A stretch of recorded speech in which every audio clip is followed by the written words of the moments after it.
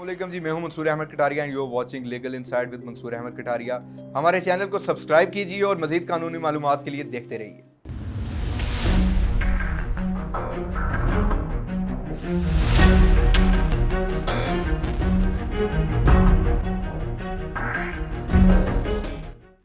ऐसा क्या हुआ और ऐसा क्या फैसला था कि पाकिस्तान रियासत आज़ाद जम्मू कश्मीर और गिलगित बल्तिस्तान के मुक़्तदर हल्के हिल गए, उनकी चारों चोलें हिल चुकी थी। इस फैसले में ऐसा क्या था नाजरीन, इस फैसले के बारे में हम आज बात करेंगे। रियासत आज़ाद जम्मू कश्मीर की तारीख के अंदर ये फैसला बहुत अहमियत का हामिल है। क्या वाकई गिलगित बल्तिस्तान आज़ाद जम्मू कश्मीर का हिस्सा है? ये सवाल कई दोस्तों को परेशान किए हुए है और ऐसे ही आज का नहीं, 1947 से लेकर आज तक ये बात, ये तनाज़ा और ये सवाल ज़ेर बहस रहा है। इसकी हकीकत क्या है? ये हकीकत जानने के लिए हम आज आपके लिए लाए हैं एक ऐसा फैसला, एक ऐसी जजमेंट जिससे कई चीज़ें क्लियर हो जाएंगी। 1993 में गिलगित बल्तिस्तान दयामिर के दो रिहायशियों ने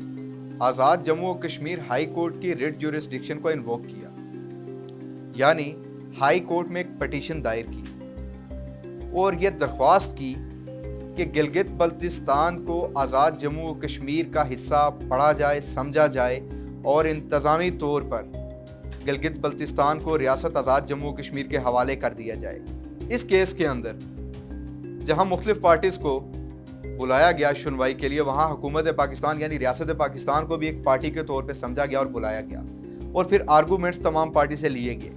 फिर 1993 के अंदर जस्टिस अब्दुल मजीद मलिक की सरबराही में हाई कोर्ट के 3 रुकनी मुकम्मल बेंच ने एक ऐसा फैसला दिया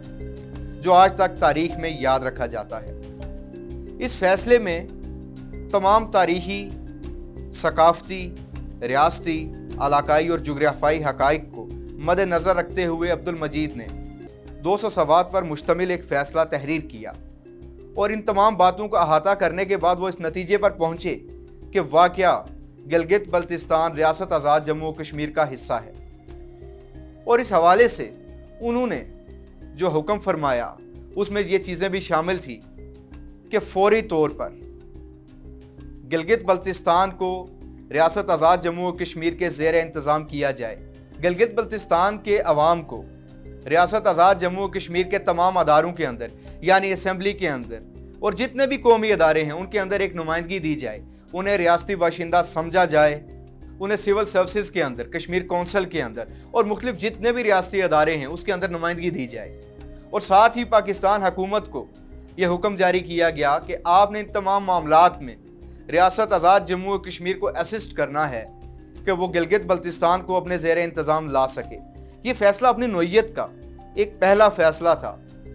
जिसमें ये बिहाइंड द लाइंस और वाज़े तौर पर, इन बिटवीन द लाइंस भी और वाज़े तौर पर भी ये बता दिया गया कि रियासत आज़ाद जम्मू कश्मीर सिर्फ 4000 मुरबा मील पर मुश्तमिल नहीं बल्कि गिलगित बल्तिस्तान का जितना इलाका है वो भी इसी रियासत का हिस्सा है। इस फैसले के अंदर एक कंट्रोवर्ट जो चीज़ हुई है वो ये भी की गई है रिस्पोंडेंट्स की तरफ से कि माहिदा कराची के तहत गिलगित बल्तिस्तान का जो निज़ाम है वो पाकिस्तान के हवाले कर दिया गया है, जिसे जस्टिस साहिब ने बड़े खूबसूरत अंदाज में लिखा है कि माहिदा कराची की रूह से वाक़यातन ऐसा ही हुआ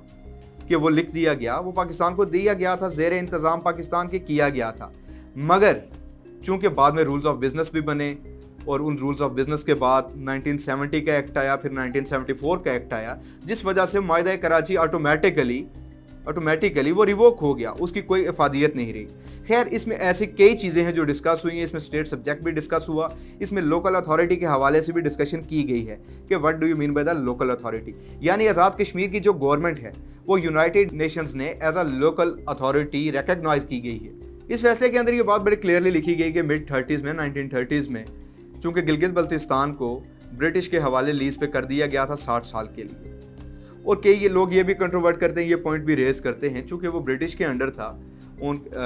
ब्रिटिश गवर्नमेंट या उस वाइस रीजेंसी के अंदर था, इस वजह से उसका फैसला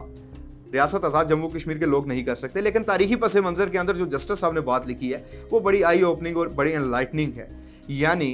कि सून बिफोर द पार्टीशन, यानी जुलाई के महीने में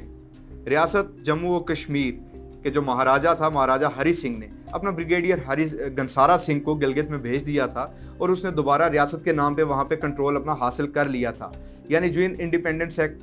1947 नाफिजुल अमल हुआ, तब से जितने भी रियासतों के साथ मायदे हुए थे वो रिवोक हो गए थे ऑटोमेटिकली। खैर, इस तरह की कई ऐसी कानूनी और आईनी बातें हैं जो इस फैसले में बताई गई हैं और जिनका बड़ी तफसील के साथ अहाता किया गया है। यकीन कीजिए, ये फैसला पढ़ने के बाद आपको यूँ महसूस होगा एक अनबाइस्ड लीडर है, एक इम्पार्शियल लीडर है, वो गिलगित बल्तिस्तान और आज़ाद जम्मू व कश्मीर की तारीख से खूब आशनाई भी हासिल कर सकता है। इस फैसले के अंदर एक ये पॉइंट भी रेज किया गया, चूंकि गिलगित बल्तिस्तान के जो रिहायशी हैं वो आज़ाद जम्मू कश्मीर की हाई कोर्ट की रिट ज्यूरिसडिक्शन को इन्वोक नहीं कर सकते। और बड़े प्यारे अंदाज में जस्टिस साहब ने इस फैसले के अंदर ये लिखा कि वो वाकयातन इस हाई कोर्ट की जो रिट ज्यूरिसडिक्शन है वो उसको इन्वोक कर सकते हैं। और जो हाई कोर्ट ऑफ पाकिस्तान है वो पाकिस्तान हुकूमत का, रियासत पाकिस्तान का कोई भी ऐसा अफेयर जो in connection with Azad Jammu and Kashmir हो, उस हवाले से वो रियासत पाकिस्तान, हुकूमत पाकिस्तान को हुक्म जारी कर सकती है। इस तरह की कई ऐसी चीज़ें हैं, अगर हम तफसील में चले जाएंगे तो हमारा प्रोग्राम 2 घंटे की लेंथ से भी जा सकता है, मगर मैं अपने आप को इसी में लिमिटेड रखना समझूंगा। वॉच और प्रोग्राम।